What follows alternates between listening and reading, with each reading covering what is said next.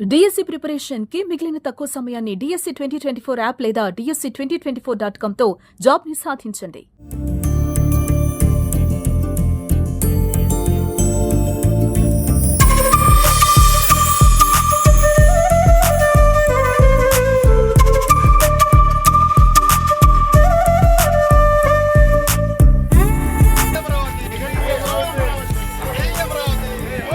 అమరావతి పునఃప్రారంభం కార్యక్రమానికి ప్రజాప్రతినిధులు ప్రజలతో పాటు అమరావతి ప్రాంత రైతులు భారీగా తరలి వస్తున్నారు. వచ్చే వాళ్ళందరినీ కూడా ప్రత్యేకంగా సిఆర్డీ అధికారులు బొట్లు పెట్టి ఇన్విటేషన్ ఇచ్చి మరీ ఆహ్వానిస్తున్న పరిస్థితి. వాళ్ళ కోసం ప్రత్యేక గ్యాలరీ కూడా ఏర్పాటు చేశారు. ప్రస్తుతం నాతో కోటయ్య ఉన్నారు. ఈయన అమరావతి ప్రాంతానికి చెందిన రైతు. దాదాపుగా 20 ఎకరాలు అమరావతి కోసం ఆయన భూములు ఇచ్చారు. సో ఆయన ఇలాగే పచ్చకండు వేసుకుని నాగల చెత్త పెట్టుకుని వచ్చారు. కోటయ్య గారు, ఇన్నేళ్ల పాటు దాదాపు ఒక 5 ఏళ్ల పాటు ఉద్యమాల్లో కూడా మీరు పాల్గొన్నారు, చాలా తిప్పలు పడ్డారు, మీ సొంత భూమిని గవర్నమెంట్కి ఇచ్చారు. సో ఇప్పుడు ఫైనల్గా పునఃప్రారంభం కాబోతుంది, ఏమంటారు? ఏమండి, నేను భూమి ఇచ్చేటప్పుడు చాలా బాధపడ్డా. చంద్రబాబు గారు మమ్మల్ని దోషేస్తున్నాడా అనుకున్నా. నేను 20 ఎకరాలు, నేను 3 ఎకరాల రైతుని. ఆ వ్యవసాయంలోనే 20 ఎకరం అయ్యా. నేను వ్యవసాయం చేసుకుంటా, 10 మందిని బతికించుకుంటా, నేను బతుకుతా, కుటుంబానికి ఆదర్శగా ఉండి 20 ఎకరాలకి వెళ్ళా. 4 పిల్లలు పెళ్లిళ్ళు చేసుకున్న ఆ వ్యవసాయాల్లోనే. నాకు భూమి ఇవ్వటం ఇష్టం లేదు.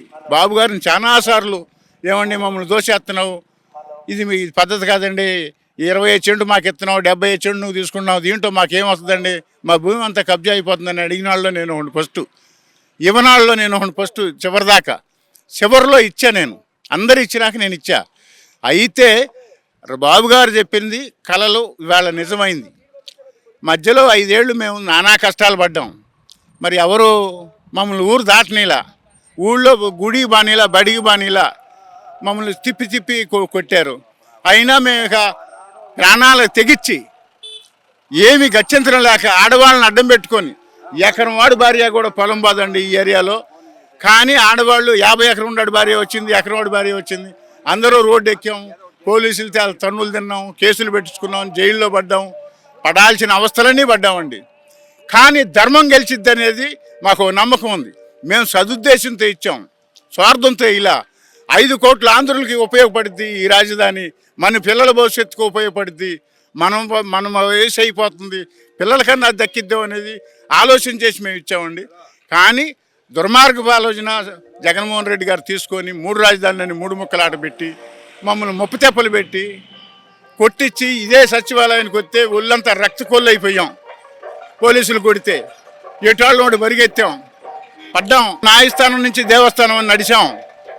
ఏంట్రా బాబు, రాష్ట్ర ప్రజలు కూడా మనని గుర్తెరగట్లేదు. రాష్ట్రం కోసం మనం ఇచ్చాం, రాష్ట్ర ప్రజలు కూడా వాళ్ళని రానిట్లా, మమ్మల్ని బానిట్లా. న్యాయస్థానం నుంచి దేవస్థానం నడిచాం. రాష్ట్ర ప్రజలు పాదయాత్రకి పాదాభివందనాలు చేసి మాకు నేరాజనాలు పెట్టారండి. రాష్ట్రం నలుమూలలు తిరిగాం. మీరు పడ్డ ఇన్ని ఏళ్ల కష్టం, 5 ఏళ్ల పాటు కష్టం, దాదాపు 1600 రోజుల పాటు మీరు చేసిన దీక్షలు, 1630 రోజులు వేసి మీరు దీక్షలు చేశారు, ధర్నాలు చేశారు, నిరసనలు తెలిపారు. ఫైనల్గా ఇప్పుడు ఇదే రాజధాని, మీరు కలల కన్నా రాజధాని ఈ రోజు పునఃప్రారంభం కాబోతోంది. మీరు అనుకున్న కళలన్నీ నెరవేరుతాయి అనుకుంటున్నారా? తప్పకుండానండి.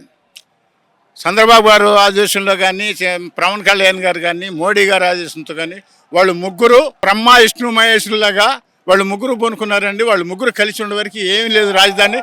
ఇది దేవతలు వెళ్ళిన రాజధాని అండి. ఈ గడ్డ మీద ప్రతి మానవుడు పుట్టినాడు ఒక వరంతో పుట్టినట్టండి, ఒక దేవుడు వరంతో పుట్టింది. ఈ గడ్డే పుణ్యభూమి కనుక కాకతీయులు వేయలేరు, వెంకటాద్రి నాయుడు గారు వేయలేరు. ఇది రాజులేని గడ్డ అండి. ఈ గడ్డ ఎప్పుడు ధర్మం గెలిచిద్దనే నమ్మకంతో మేము అదే నమ్మకంతో 5 సంవత్సరాలు ఉద్యమం చేశాము.